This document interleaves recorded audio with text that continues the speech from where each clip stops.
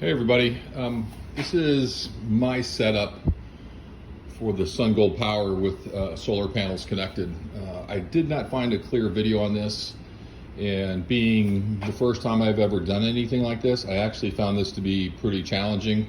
I made a few mistakes along the way. I've been learning a lot, but wanted to do a video that would hopefully lessen the learning curve for anybody that's trying to do this for the first time and has very little electrical aptitude like myself.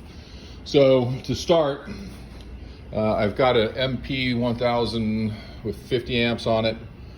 Up here I have the positive and the negative coming in from the solar panels, and that goes into the PV section here.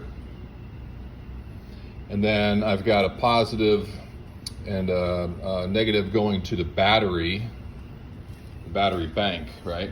So we come down here, and this looks a little confusing because I got them stacked, but the batteries are wired in series. So this line here goes up to the charge controller. This here goes positive and negative to put these in series. And then down here, I've got another line that goes up to the charge controller.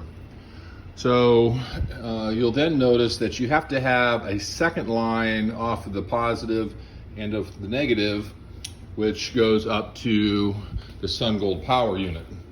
Run them through breakers or switches or fuses, whatever you want to do. And those hook on the back. This is the configuration that I chose for the DIT switches. You can read them in the manual.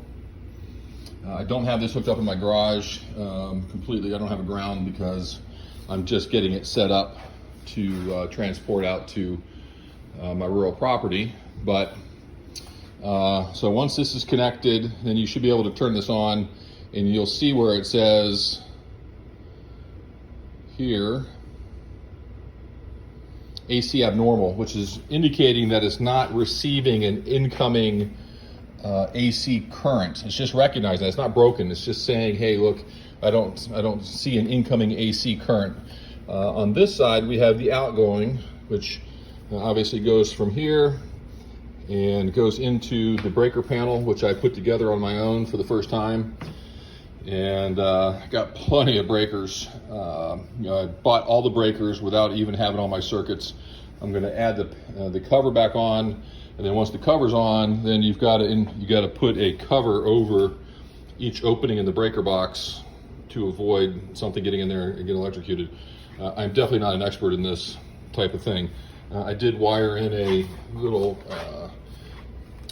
outlet here, which comes in, wraps around, goes up, and goes in there and goes onto a 15 amp circuit or breaker. And then I've got all the other ones kind of mapped out for what I'm going to do. But this part up here actually gave me quite a bit of trouble, mostly because I was making mistakes along the way. And I did get the mobile app on the phone for the Victron Energy charge controller, which was nice, easy to install. All you got to do is get within Bluetooth distance of it. The passcode is, I think it's 6 zeros. It's all zeros, whatever it ends up being. So you can get logged in once you're near it, and it recognizes it.